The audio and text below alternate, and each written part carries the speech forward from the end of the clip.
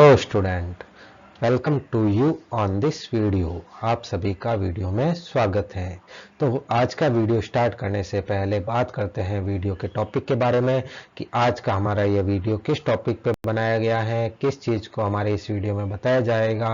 तो students, topic of today's video is difference between receipt and payment account and income and expenditure account. जैसा कि आपको इसके title से पता चल गया है, आज का ये video receipt and payment account और इनकम एंड एक्सपेंडिचर अकाउंट के बीच में डिफरेंस को एक्सप्लेन करेगा।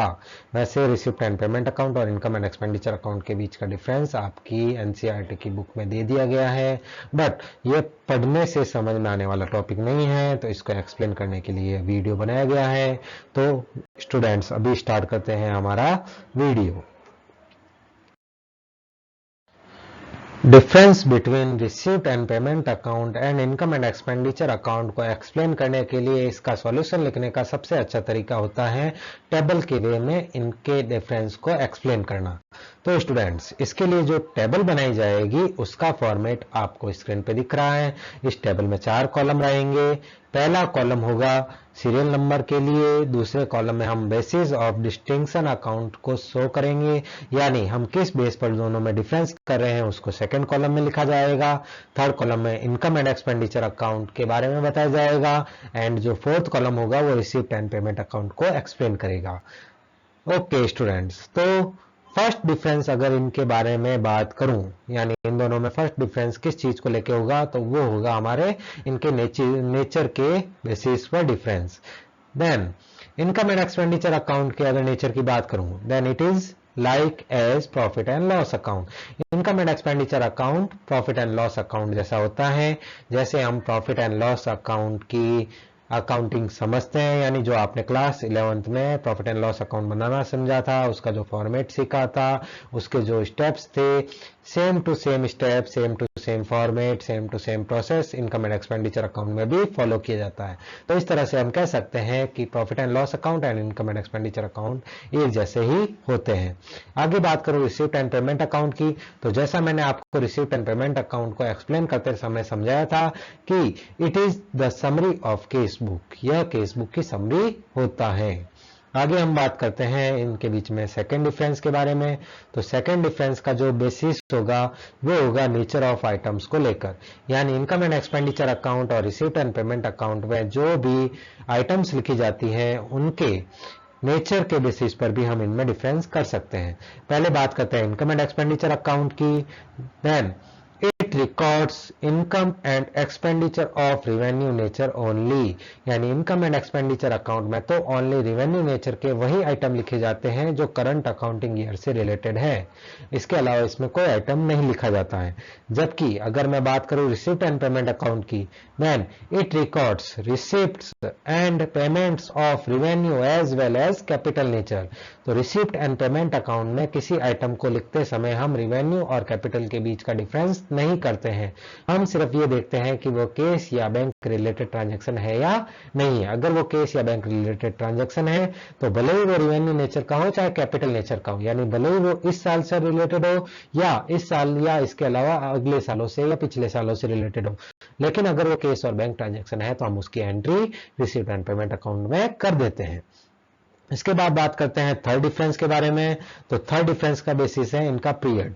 टाइम पीरियड को लेकर अगर डिफरेंस किया जाए, then income and expenditure account items related only to the current period, यानी इनकम एंड एक्सपेंडिचर अकाउंट में तो केवल वही आइटम लिखे जाते हैं जो करंट अकाउंटिंग ईयर से या करंट अकाउंटिंग पीरियड से रिलेटेड है।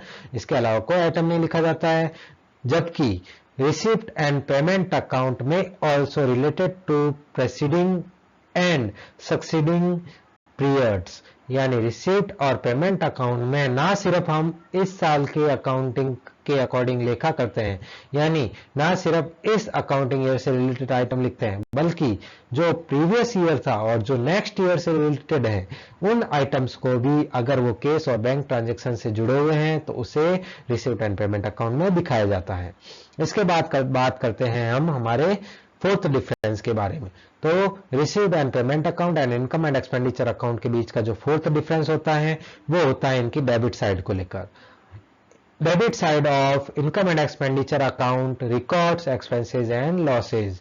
जो इनकम एंड एक्सपेंडिचर अकाउंट होता है उसके डेबिट साइड में सारे एक्सपेंसेस और लॉसेज को मेंशन किया जाता है, लिखा जाता है, रिकॉर्ड किया जाता है। जबकि रिसीव्ड एंड पेमेंट अकाउंट में debit side of received and payment account records the receipt. Receipt and payment account का debit side only cash receipt या बैंक में अमाउंट रिसिप्ट के शो करने के लिए बनाया गया कॉलम होता है, यानी इसमें ओनली कैश ट्रांजैक्शन से रिलेटेड रिसिप्ट की एंट्री को डेबिट साइड में लिखा जाता है। तो यहाँ हमारे 4 difference income and expenditure account और रिसिप्ट एंड पेमेंट अकाउंट के बीच में हो गए हैं। इसके बाद बात करते हैं हमारे 5th डिफरेंस के बारे में। तो receipt and payment account and income and expenditure account के बीच का जो 5th डिफरेंस होता है वो होता है इनकी क्रेडिट साइड को लेके। अगर बात करूं इनकम एंड एक्सपेंडिचर अकाउंट की, then credit side of income and expenditure account records income and gains। income and expenditure account के credit side में तो incomes और gains को दिखाया जाता है, जबकि receipt and payment account के credit side की अगर बात करें तो credit side of receipt and payment account records the payment। receipt and payment account के payment side में सारे payment related transaction यानी credit side में सारे payment related transaction शो किए जाते हैं। आगे हम बात करते हैं हमारे 6 डिफरेंस की। तो 6th difference of receipt and payment account and income and expenditure account is on basis of depreciation. Depreciation के बेस पर इनमें डिफरेंस कैसे किया जाता है? अगर बात करूं इनकम एंड एक्सपेंडिचर अकाउंट की, तो डेप्रिसिएशन एक लॉस का आइटम है, इसलिए इसको इनकम एंड एक्सपेंडिचर अकाउंट में इंक्लूड किया जाता है, रिकॉर्ड किया जाता है। लेकिन इनकम एंड एक्सपेंडिचर अकाउंट में ये लॉस का आइटम होने से तो लिख दिया गया, but receipt and payment account में कैश ट्रांजैक्शन या बैंक ट्रांजैक्शन लिखे जाता है और डेप्रिसिएशन ना कैश ट्रांजैक्शन में आता है ना बैंक ट्रांजैक्शन में आता है, इसलिए इसको रिसिप्ट एंड पेमेंट अकाउंट में इंक्लूड नहीं किया जाता है। इसकी रिकॉर्ड को रिसिप्ट एंड पेमेंट अकाउंट में नहीं लिखा जाता है। तो ये इनके बीच का 6 डिफरेंस हो गया। आगे बात करते हैं इनके बीच के 7 डिफरेंस के बारे में, जो है इनके ओपनिंग बैलेंस को लेकर। अगर बात करूं इनकम एंड एक्सपेंडिचर अकाउंट की, तो there is no opening balance. Income and expenditure account में कोई ओपनिंग बैलेंस नहीं लिखा जाता है। और अगर बात करूं रिसिप्ट एंड पेमेंट अकाउंट की, तो balance in the beginning represents cash in hand, cash at bank and overdraft at the beginning of accounting year. Receipt and payment account का जो ओपनिंग बैलेंस होता है, या बाई या टू बैलेंस बीडी की अगर बात करूं, तो वो रिप्रेजेंट करता है अकाउंटिंग ईयर के स्टार्टिंग में गल्ले में, यानी केस कितना था, आपके बैंक में केस कितना था, या बैंक में कितना रुपए ओवरड्राफ्ट में चल रहे थे, वो सारी चीजें ओपनिंग बैलेंस में शो की जाती हैं। इसके बाद हम बात करते हैं हमारे 8th डिफरेंस के बारे में, जो इनकम एंड एक्सपेंडिचर और रिसीव्ड एंड पेमेंट अकाउंट का लास्ट डिफरेंस है। वो डिफरेंस होता है इनके क्लोजिंग बैलेंस को लेके। अगर बात करूं इनकम एंड एक्सपेंडिचर अकाउंट की, तो balance at the end represent excess of income over expenditure which is called surplus, and excess of expenditure over income which is called deficiency.